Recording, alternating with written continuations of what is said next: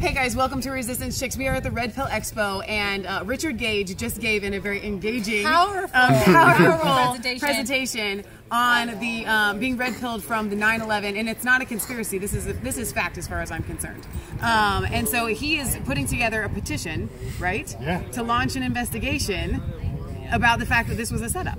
That it was contrived and. Well, the evidence shows that these 3 towers at the World Trade Center are controlled demolition. Right. Yes. Now, that's as far as we go. Okay. But we can take it farther. A controlled demolition is obviously set up in advance, requiring some form of conspiracy. I'm not denying that. Okay, right, exactly. Okay, but we stick to the scientific forensic evidence, which proves all of that. So why do you think that there is such a cover-up and you can't even talk about it in the government? Well, I can talk about it, but not everybody's listening. I think that's what you're referring to. The media's not talking about it. Right. But we talk about it all across the country. 600 presentations, 600 radio. Thank you. Wow. 43 countries and 92 American cities. Wow. We're talking about it. And we need bigger events like this. Yes. 500 people, Red Pill Expo, awesome. Yeah. So it is difficult because this challenges our worldview. Yes, it does. In 2006, I hadn't heard anything about an alternative theory. And then I'm hearing on the radio for the first time, what are you talking about? All this evidence David Ray Griffin was talking about turned my world upside down. I felt nauseous in my stomach, my knees would melt. Like, this can't be real. Stop. I got to tell everybody about this. So I started telling everybody. And then guess what? Only half of them listen. People will not look at this evidence. Well, once they do, though, they're stuck. Because it is scientific, it's forensic, it's fact-based.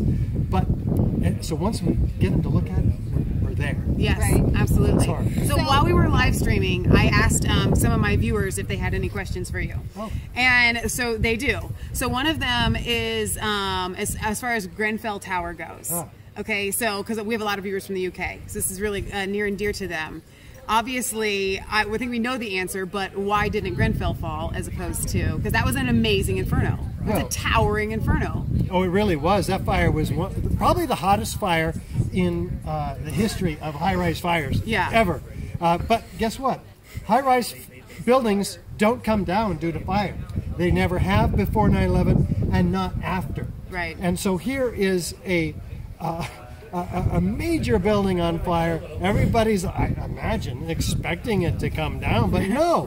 Fireproof steel frame buildings do not collapse due to fire. And this is yet another example. And yet we have few small scattered fires in Building 7, the 3rd skyscraper to collapse. 47 stories in 7 seconds is what we were talking about in there. Not hit by a plane, and yet it's gone. Free fall acceleration. And so Twin Towers, gone in 10 seconds, maybe 15, depending on how you count it. So, yes, and so we just showed the evidence for explosive demolition. In those cases, these are not fires that brought these buildings down. Okay, so that leads to the next question that somebody had asked. They had heard that the buildings at 9/11 were built to withstand a forceful, like, kind of a force. Like an airplane Is that attack. true or not? Well, they were, And in fact, John Skilling, the original structural engineer who Leslie Robertson worked for at first and then took over, he said the buildings were designed to take two planes, 707, traveling 600 miles an hour. So bigger plane. So apparently it was really poorly designed for that, right? It's a smaller plane, but it was going faster. So it had the same kinetic energy as the 757s that hit the towers. Wow. So, yes, they were supposed to, they're designed, but he said the problem would be that the jet fuel would dump into the building, but the building would still be there. Okay. And in fact, that's what happened. The buildings didn't come down. I mean, 90% of the jet fuel was burned up outside the building. 10% burned up in the rest of the building. Fuel burned up in 10 minutes. And then we just have normal office fires after that for 45 minutes to over an hour, depending on which building. And then so those are said to have brought the building down, but the evidence shows controlled demolition by incendiaries and explosives. Right. So last question that they had for you, this is more on the conspiracy side. How does something like this take place? You know, people have to go in and they have to set these bombs. How can we have such a massive cover-up without anybody knowing, without the secret being told? Well, I think a lot of people knew. It's clear that it takes dozens and dozens, if not hundreds, across the span of people who had to have known and been involved. We did have an elevator modernization going on the 9 months prior to 9/11 in these towers, the largest one in the world. Ace Elevator had this contract. They came out of nowhere to get this contract. It's a whole research subject in itself, which is ongoing by many. But so this could have given operatives an opportunity to get in to the vertical columns, which are adjacent to the elevator shaft.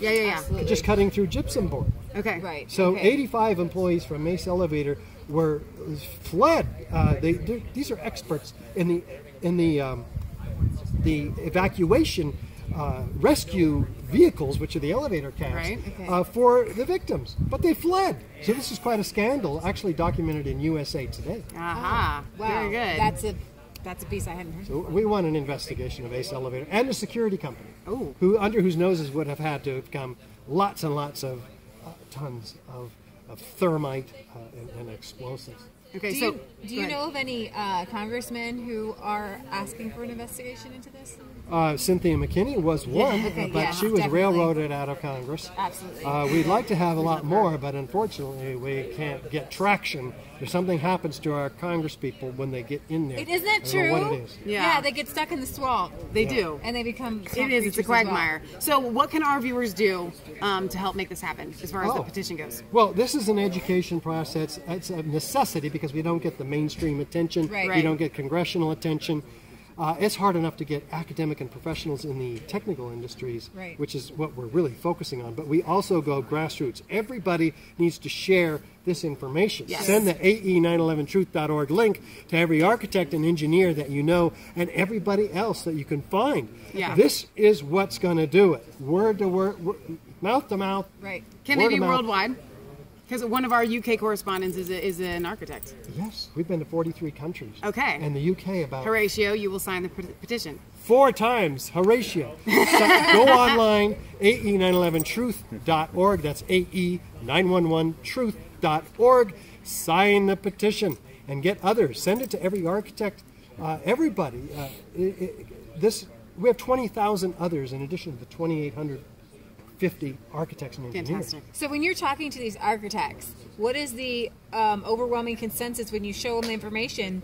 They're building buildings all the time, and what do they say when they see your information? Well, after they sit through what you just sat through, they're stunned usually because they don't even know about the 3rd worst structural failure in modern history. Building 7. I didn't either. You knew about but I'm not. That's amazing. I know, but I mean, I really didn't know very much about it. Education. Yeah.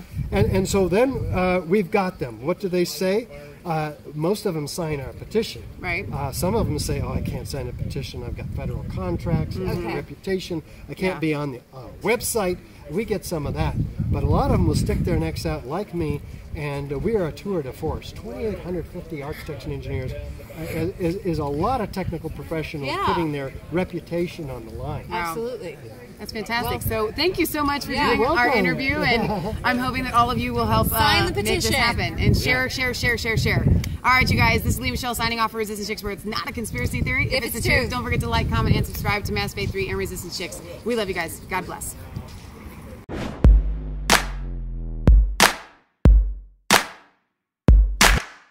I was cold all alone. No place for